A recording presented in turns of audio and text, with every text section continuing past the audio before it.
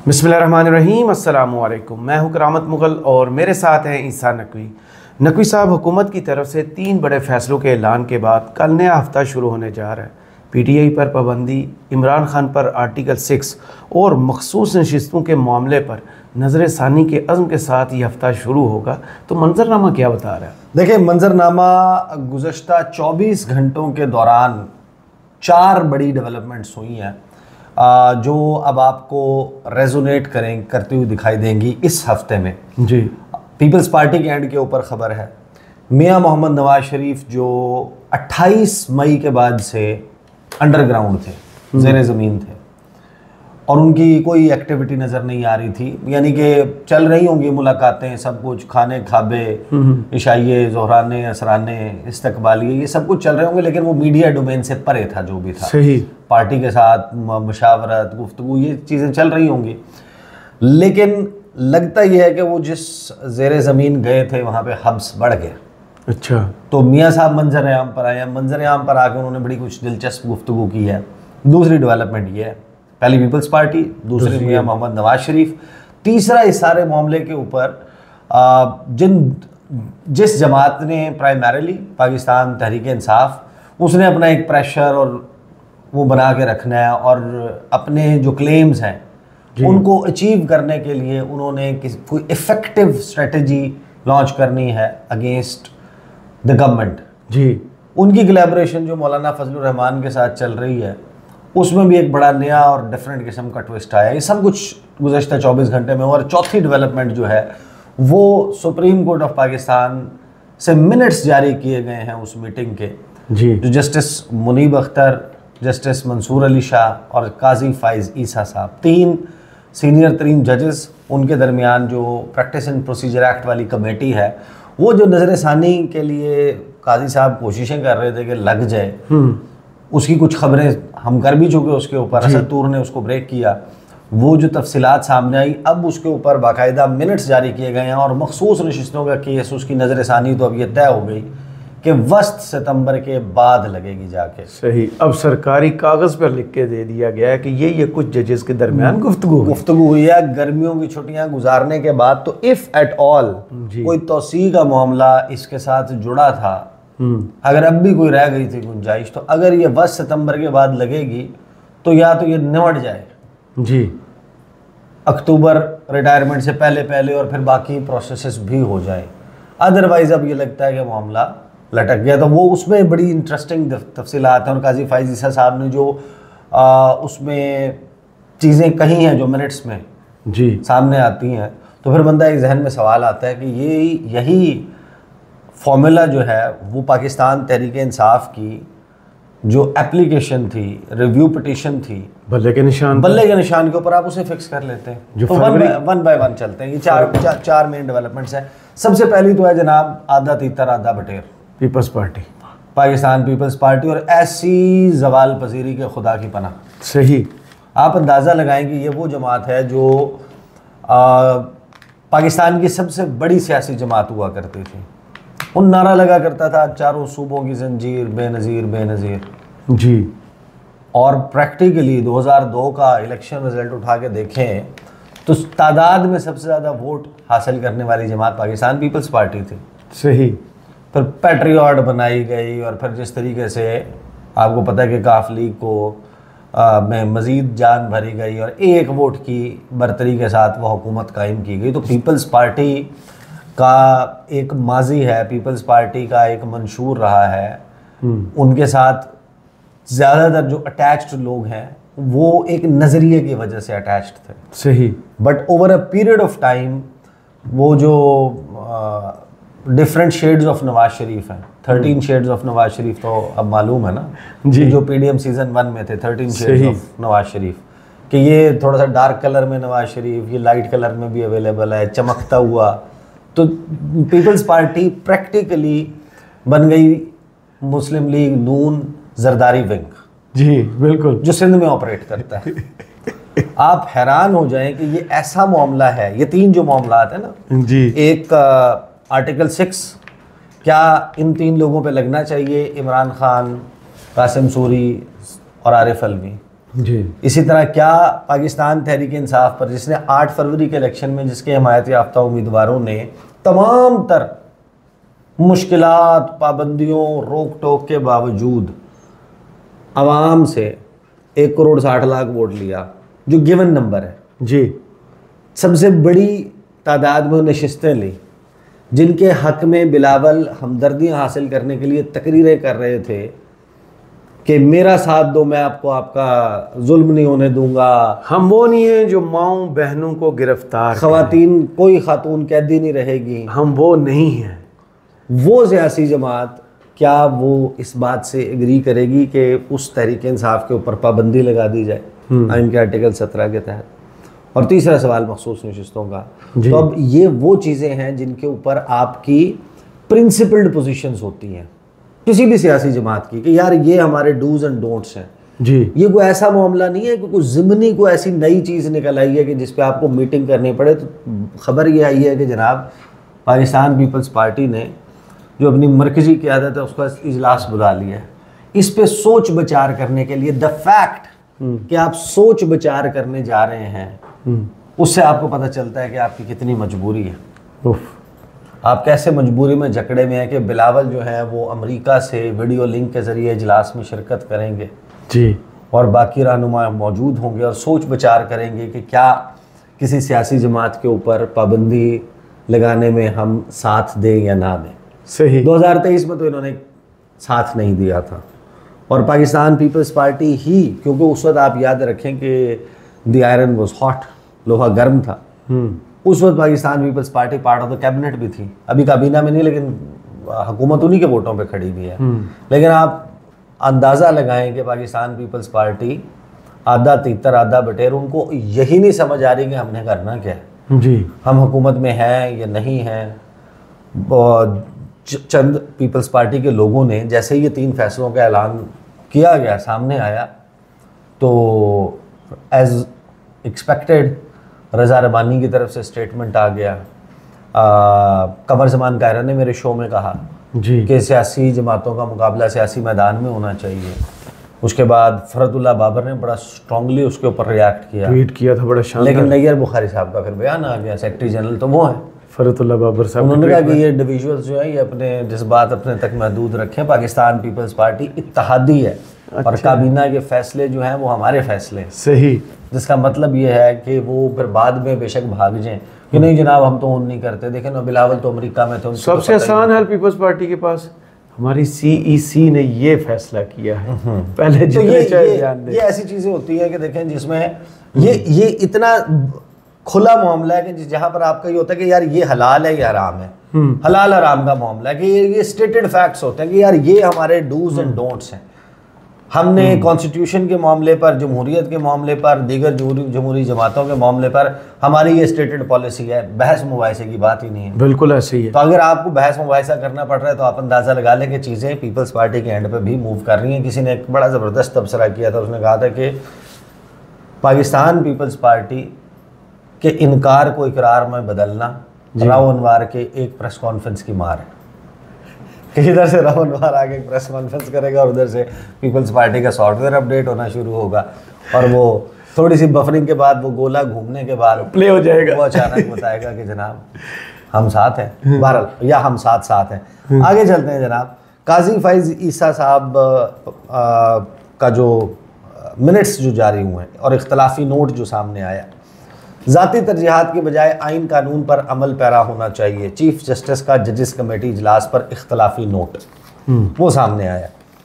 Supreme court की practice and procedure committee ने 2-1 की अक्सरियत से नज़र-ए-सानी की दरख्वास्तें गर्मियों की तातीलात के बाद मुकर्रर करने का फैसला कर लिया। सुप्रीम कोर्ट ने प्रैक्टिस एंड प्रोसीजर कमेटी के 18 जुलाई को होने वाले 17वें इजलास के मिनट्स जारी कर दिए। जस्टिस मंसूर अली शाह और जस्टिस मुनीब अख्तर ने कहा कि नज़र-ए-सानी सिर्फ वही 13 जज सुन सकते हैं जिन्होंने मरकज़ी केस सुना, केस का तफसीली फ़ैसला भी जारी नहीं हुआ। काजी फाइज ईसा साहब का तलोर वाले मामले पर हम पहले भी डिस्कस कर चुके हैं।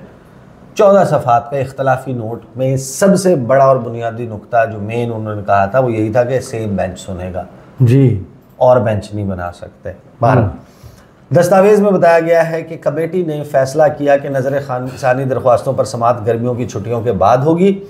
जस्टिस मुनीब अख्तर ने राय दी, रूल्स में अदालती छुट्टियों का इख्तियार मौजूद है। नए अदालती साल का आगाज़ अब सितंबर के दूसरे हफ्ते से होगा। अदालती छुट्टियों का ऐलान हो जाए तो छुट्टियां मनसूख करने की रूल्स में कोई गुंजाइश नहीं है। नज़र सानी सुनने के बजाय छुट्टियां गुजारने की जस्टिस मंसूर अली शाह और जस्टिस मुनीब अख्तर की राय पर चीफ जस्टिस पाकिस्तान काजी फाइज़ ईसा ने जवाब दिया और इख्तलाफी नोट में लिखा कि हमारा काम आइन और कानून पर अमल करना है। हम जजेस ने आइन कानून के तहत हल्फ उठा रखा है, रूल्स के तहत नहीं। आइन और कानून को नज़रअंदाज नहीं किया जा सकता। अगर इसी मौक़िफ़ पे अमल पैरा रहते हुए आप नज़र सानी की दरख्वास्त जी बल्ले के फ़ैसले पर लगा लेते जी, और अब 12 जुलाई को ये नोट जमाल खान मंदोखेल के इस नोट से इत्तफाक करने के बजाय कि हमारे फ़ैसले की गलत तशरीह की, आप और कुछ ना करते, आप उन्हें और कोई रेमेडी ना देते, बल्ले का निशान ना रिस्टोर करते, कम से कम वो नज़र सानी लगाकर उसमें ये तो इलेक्शन कमीशन को बता सकते थे कि हमारे फैसले का ये मतलब है। जी, आपने गलत इंटरप्रेट किया। सारे जज बोल के कह रहे हैं कि आप इनको आज़ाद ना कंसिडर करें, आप इनको यानी कि इंडिविजुअली अगर कोई बल्ले का निशान ले रहा है या व्हाटएवर आपकी वो, लेकिन है वो पीटीआई के लोग, आप ये बताते और वो एज सियासी जमात ट्रीट होगी जी, तो ये आपने नजर सानी नहीं लगाई ना, जिसकी वजह से ये सारा मामला। बहरहाल काजी फाइज़ साहब 5 माह और 16 दिन गुजरने के बावजूद भी काजी साहब नहीं मानने को हाँ, तो उन्होंने कहा कि हमें ज़ाती तरजीहात के बजाय आइन कानून के मुताबिक अमल पैरा होना चाहिए। 1 हफ्ते में जस्टिस आयशा मलिक बैरून मुल्क से वापस आ सकती हैं। काजी फाइज़ ईसा का इख्तलाफी नोट में कहना था कि मेरे 2 साथी जजेस ने नजर सानी ना सुनने की 2 वजूहात बताई। साथी जजेस ने राय दी, तफसीली फ़ैसला अभी आना है। तफसीली फ़ैसला तो उन 8 जजेस को ही तहरीर करना है। अदालत के इक़दाम से किसी के हुकूक सलब नहीं किए जा सकते और तफसीली फ़ैसले के इंतज़ार तक नज़र सानी समाअत के लिए मुकर्रर ना करने से आइन और कानून बेमानी हो जाएगा। यानी कि 13 फरवरी के फ़ैसले की गलत तशरीह की वजह से अगर वो लोग जिनका इख्तियार नहीं बनता था कि वो मखसूस नशिस्तों पर पार्लियामेंट में आते, वो पार्लियामेंट में आ भी गए। उन्होंने पार्लियामेंट में आके वज़ीर-ए-आज़म भी मुंतखब किया, स्पीकर भी मुंतखब किया, सदर पाकिस्तान भी मुंतखब किया, उन्होंने वोट डालकर सेनेटर्स भी मुंतखब किए। उन सेनेटर्स ने नहीं, बजट में उनके वोट शामिल नहीं थे, उस वक्त ये सस्पेंड हो चुके थे, सस्पेंड हो गए थे, उस वक्त ये सस्पेंड हो चुके थे। लेकिन उन्होंने सेनेट ऑफ पाकिस्तान के लोगों को भी मुंतखब किया। आधा सेनेट केपी वाला मुंतखब ही नहीं हो सका क्योंकि वहाँ पर आप फैसला इम्प्लीमेंट नहीं कर रहे थे। और इस तमाम वक्त के दौरान किसी के हुकूक सल्ब नहीं हुए, कहीं आइन और कानून याद नहीं आया। हाँ, कहीं नहीं सल्ब हुए ही नहीं ना। हाँ, सल्ब तो अब हो रहे हैं, कानून लीग के हो रहे हैं कानून। हाँ, तो वो जनाब ये सारा कुछ हुआ है। तो अगर उस फैसले की तशरीह गलत थी, जो करता हुआ नज़र आ रहा था, पाकिस्तान के तमाम मीडिया ऑर्गेनाइजेशंस उसको रिपोर्ट कर रही थी, मुबस्सरीन उसके ऊपर बात कर रहे थे, सोशल मीडिया पर उस पर बात चल रही थी, अखबारात में चल रही थी, टॉक शोज़ में चल रही थी, प्रेस कॉन्फ्रेंसेज में गले फाड़ फाड़ कर वो बात कर रहे थे, तो उस वक्त कर लेते ना। तरावी काजी साहब जो है उन्होंने इख्तलाफी नोट में कहा, बाकी उन्होंने मज़ीद जो है वो दीगर केसेस और उसके हवाले से अपने इख्तलाफी नोट में जो प्रैक्टिस एंड प्रोसीजर कमेटी है उसके हवाले से बात की। तो ये है एंड ऑफ चीफ जस्टिस के एंड से खबर। ये 2 हो गई। अब आ जाते हैं Mian Mohammad Nawaz Sharif and then towards the end जो पीटीआई और मौलाना फजलुर रहमान के दरमियान चल रहा है, वो भी बड़ा कमाल है। नवाज शरीफ साहब कहते हैं कि मुल्क के साथ अच्छा सलूक नहीं किया जा रहा। सड़क पर फिरते शख्स को कहा गया आओ तुम्हें इंसाफ दे। ये लंदन में फिर रहे थे वैसे सड़क पे। मुस्लिम लीग नून के सदर नवाज शरीफ और वज़ीर आला मरियम नवाज की ज़ेर सदारत इजलास हुआ, जिसमें chief minister solar panel financing scheme से मुतल्लिक उमूर का जायज़ा लिया गया। अब ज़ाहिर है कि वो बाप बेटी का रिश्ता है, ज़ाहिर है कि मुकद्दम होता है, एक मुकद्दस रिश्ता होता है, बट इन व्हाट कैपेसिटी मियाँ साहब चीफ मिनिस्टर के साथ को चेयर कर सकते हैं इजलास? साडा कानून साड़ी मर्जी। बहरहाल वो पंजाब के उनके चीफ मिनिस्टर के एक हल्के के एमएनए है ना, मशकूक एमएनए मशकूक, जिनका फॉर्म 45 तो सीएम भी तो मशकूक है ना, सामने नहीं रखे। बहरहाल उन्होंने जनाब सोलर पैनल की उसका अमूर का जायजा लिया और गुफ्तगू करते हुए नवाज शरीफ का कहना था कि बिजली का बिल कोई भी अदा नहीं कर सकता। बिजली का बिल गरीब लोगों के लिए ही नहीं, हर एक के लिए मुसीबत बन चुका है जी। 200 यूनिट फ्री नहीं, मुझे लगता है कि 200 यूनिट फ्री नहीं, 200 यूनिट 200 रुपए फी यूनिट कहा था उन्होंने। आपको कंपनी का असर हो रहा है। 200 फ्री यूनिट नहीं कहा था उन्होंने, 200 रुपए फी यूनिट कहा, करके छोड़ेंगे। हाँ, कि वो करके छोड़ेंगे और उसके ऊपर आप अमल पैरा है। आप ये करते हुए नजर आ रहे हैं और आप ये बातें कर रहे हैं। बिल्कुल। उन्होंने कहा कि हमने अपने दौर में लोड शेडिंग खत्म की और बिजली का नर्ख भी कंट्रोल में रखा। तो ये अब किसका दौर है?